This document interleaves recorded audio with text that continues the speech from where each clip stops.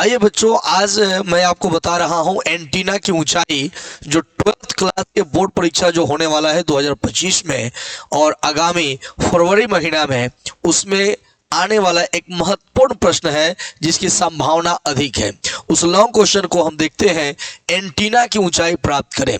जो एंटीना होता है, सिग्नल को जहां से प्रेषित होता है, उसकी ऊंचाई कितनी होनी चाहिए, उसकी ऊंचाई का व्यंजक हम लोग देखते हैं। मान लीजिए यह एक पृथ्वी है, यह पृथ्वी का भाग है, यह पृथ्वी है और इसका रेडियस जो है, इसका जो त्रिज्या है वह कितना है, आर है। यह ओ मान लीजिए। तो त्रिज्या, तो इसकी त्रिज्या जो है पृथ्वी की कितनी है, आर त्रिज्या है। ठीक है, हमने क्या किया कि यहाँ पर एक एंटीना लगा दिया। क्या लगा दिया बच्चों, हमने एक यहाँ पे एंटीना लगा दिया, कुछ इस प्रकार से यह एंटीना लगा दिया।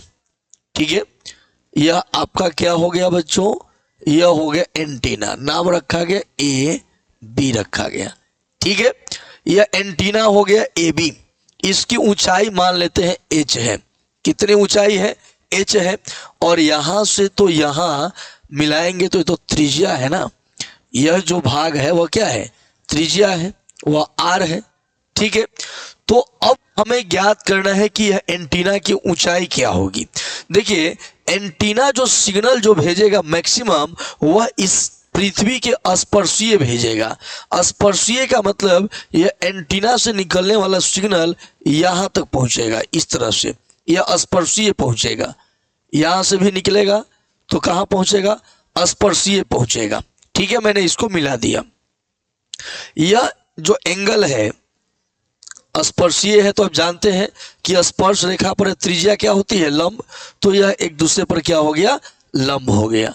अब क्या है कि यहां से शॉर्टेस्ट डिस्टेंस मिला देते हैं। यह भाग जो हो गया वह कितना हो जाएगा बच्चों, डी हो जाएगा।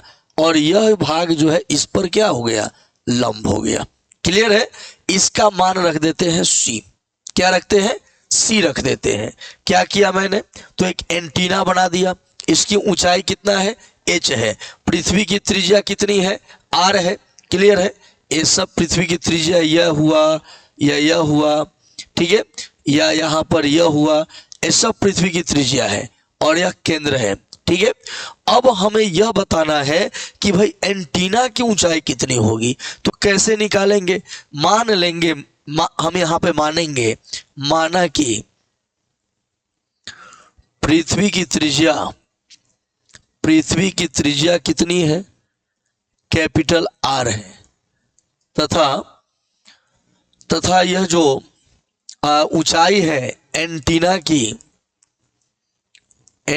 की ऊंचाई कितनी है, एच है। यहां से देखेंगे कि क्षैतिज जो है, यहां से एंटीना के सतह से जो क्षैतिज, जो यहाँ पे तरंग जो संचरित है, वह क्षैतिज दूरी कितनी है, तरंग संचरण की क्षैतिज दूरी कितनी है, तरंग संचरण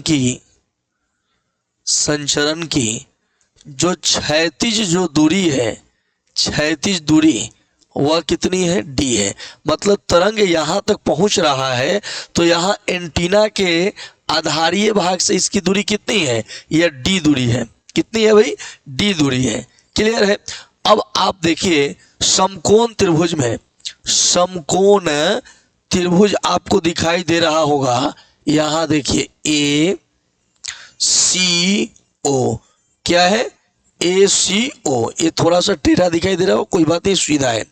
ए सी ओ में, किसमें, ए सी ओ त्रिभुज में, समकोण त्रिभुज में चलते हैं तो यह आधार हो गया, यह लंब हो गया और यह क्या हो गया, कर्ण हो गया। तो कर्ण कौन हो गया, एओ क्या हो गया बच्चों, कर्ण हो गया। जो एओ है, यह एओ जो है कर्ण है, यह आधार है और यह लंब है। तो यह आधार कितना है, यह सीओ जो है वो आधार है। ठीक है, लंब कितना है, एसी जो है वह क्या है बच्चों, वह जो है लंब है। अब यहां से एक बात करते हैं, जो एओ है, ए से लेकर ओ तक जो है, इसका डिस्टेंस कितना है, देखो तो r प्लस एच है। कितना है बच्चों, r प्लस एच का स्क्वायर है। क्लियर है। यहां देखो CO है, CO किधर है, CO यहां है। इसकी दूरी कितनी दी गई है, r स्क्वायर, और बाकी है AC स्क्वायर हमें यह मालूम नहीं है। कोई दिक्कत नहीं है। यहां देखिए r प्लस एच का स्क्वायर है ना, तो क्या सूत्र लगाइएगा, r स्क्वायर प्लस में H square plus 2RH, A plus B के होल स्क्वायर पर, तो आर स्क्वायर जो एच स्क्वायर जो 2RH हो गया, बराबर में इधर R square plus AC square हो जाएगा। यहां से आर स्क्वायर से आर स्क्वायर कट गया, तो क्या आ गया बच्चों, AC स्क्वायर बराबर एच स्क्वायर प्लस 2RH। यह हो जाएगा समीकरण 1 हो जाएगा। क्लियर है। यह जो हो गया वह समीकरण 1 हो गया। अब क्या करते हैं, इस फिगर की सहायता लेते हैं और थोड़ा सा इस फिगर को मैं डाउन ले जा रहा हूं ताकि हम लोग बात को समझ पाए। अब दूसरे समकोण त्रिभुज में चलते हैं। समकोण त्रिभुज किसमें चलेंगे बच्चों, तो चलेंगे ABC में। किसमें चलेंगे, ABC में, ABC में। तो क्या होगा, तो इसमें कर्ण होगा AC होगा, इसमें कर्ण कौन होगा, AC। आधार होगा कौन, BC होगा, आधार होगा BC का स्क्वायर, कर्ण स्क्वायर बराबर आधार स्क्वायर जो लंब स्क्वायर, और लंब कौन होगा, AB होगा। ठीक है। अब जो है यहां पे हम देख रहे हैं इक्वेशन 1 से, या हम इक्वेशन 1 नहीं भी लिखें तो स्पष्ट है कि AC स्क्वायर का मान हमारे पास है H square plus 2RH। H square plus क्या है, 2RH है। और यहाँ BC देखिए क्या है, D स्क्वायर है। BC का मान है D square. AB square, AB जो है AB, इसका वैल्यू क्या है, H है। क्या वैल्यू है, H स्क्वायर है।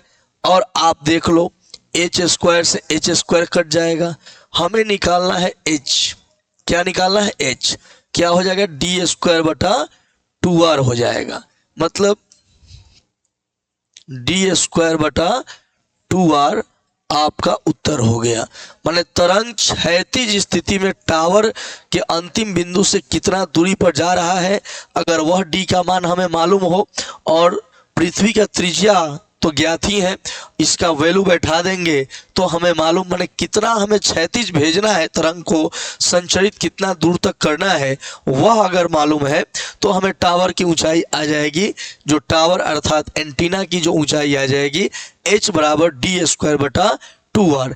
तो आशा करता हूं कि आपने इस बातों को बहुत ध्यान से देखा होगा और बहुत सरलतम तरीका से मैंने इसको समझाने का प्रयास किया, और यह एक बोर्ड के लिए बहुत महत्वपूर्ण क्वेश्चन है। तो ये 5 नंबर के लिए है। यदि आप हमारे चैनल पर नए हैं तो चैनल को इसी प्रकार से वीडियो देखने के लिए चैनल को सब्सक्राइब करें और अपने दोस्तों में शेयर करें। मिलेंगे किसी अगले वीडियो में, दीजिए इजाज़त।